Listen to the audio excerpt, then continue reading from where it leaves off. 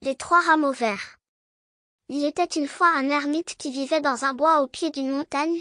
Il partageait son temps entre la prière et les bonnes œuvres, et chaque soir il portait, pour l'amour de Dieu, 2 seaux d'eau du pied de la montagne au sommet, afin d'arroser les plantes et d'abreuver les animaux, car il régnait à cette hauteur un vent violent qui desséchait tout, et les oiseaux sauvages, qui fuyaient dans ce désert la présence de l'homme, ils cherchaient en vain avec leurs yeux perçants de quoi se désaltérer. Pour récompenser sa piété, un ange de Dieu apparaissait à l'ermite. Quand sa corvée était finie, lui apportait à manger comme à ce prophète qui, sur l'ordre de l'Éternel, fut nourri par les corbeaux. L'ermite était ainsi parvenu en odeur de sainteté jusqu'à une grande vieillesse, quand un jour il aperçut de loin un pauvre pêcheur qu'on menait à la potence. Il se mit à dire, en voilà un qui est payé selon ses mérites. Mais le soir, quand il porta de l'eau sur la montagne, l'ange ne lui apparut pas comme à l'ordinaire et ne lui apporta pas son souper. Il en fut effrayé et chercha dans son cœur en quoi il pouvait avoir offensé Dieu, mais il ne put le découvrir. Il se précipita sur la terre et resta en prière jour et nuit, sans prendre de nourriture. Un jour qu'il était à pleurer amèrement dans le bois, il entendit un petit oiseau qui chantait avec une voix si merveilleuse qu'il ne put s'empêcher de lui dire « Ah, petit, que tu chantes gaiement. Le Seigneur n'est pas en courroux contre toi. Hélas!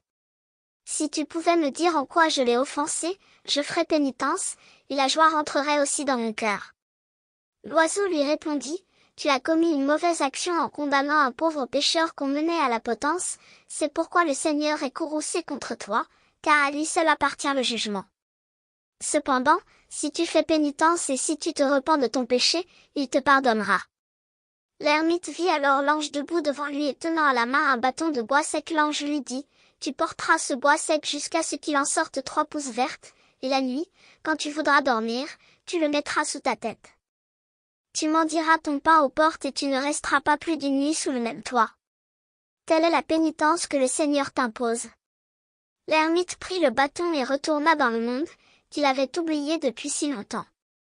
Il ne vivait que des aumônes qu'on lui donnait aux portes, mais souvent on n'écoutait pas ses demandes, et plus d'une porte lui restait fermée, de façon qu'il passait des jours entiers sans une miette de pain. Un jour qu'il avait été depuis le matin jusqu'au soir de porte en porte, et que personne n'avait voulu lui rien donner ni l'héberger pour la nuit, il s'en alla dans un bois et y trouva enfin une maison creusée dans le roc, dans laquelle une vieille femme était assise. « Bonne femme, lui dit-il, recevez-moi chez vous pour cette nuit. »« Non, lui répondit-elle, je n'oserais pas, quand même je le voudrais. J'ai 3 fils qui sont de féroces brigands, s'ils vous voyaient ici, quand ils vont revenir de leur tournée, ils nous tueraient tous les 2, laissez-moi entrer, dit l'ermite, ils ne vous feront rien ni à moi non plus. » La vieille eut compassion et se laissa toucher. L'homme se coucha sous l'escalier avec son bâton sous la tête. Elle lui demanda pourquoi il se mettait ainsi, alors il lui raconta qu'il accomplissait sa pénitence, et que ce bâton devait être son oreiller, qu'il avait offensé le Seigneur en disant d'un pauvre pécheur qu'on menait au gibet qu'il était payé selon ses mérites. La femme s'écria en pleurant, « Hélas! Si Dieu punit ainsi une simple parole, que deviendront mes fils quand ils paraîtront devant lui au jour du jugement ?» À minuit, les brigands rentrèrent en faisant beaucoup de bruit. Ils allumèrent un grand feu qui éclaira toute la pièce et leur fit apercevoir l'homme couché sous l'escalier. Ils entrèrent alors dans une grande fureur et crièrent à leur mère, « Quel est cet homme? Ne t'avons-nous pas défendu de recevoir jamais personne ?» La mère répondit, « Laissez-le, c'est un pauvre pécheur qui fait pénitence de ses fautes, que a-t-il donc fait ?»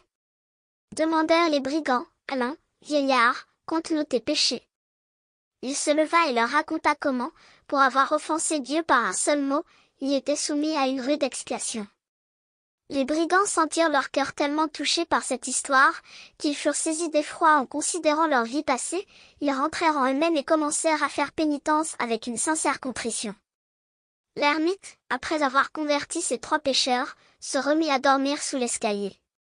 Mais le lendemain on le trouva mort, et le bâton de bois sec placé sous sa tête avait poussé 3 rameaux verts. Ainsi le Seigneur lui avait pardonné.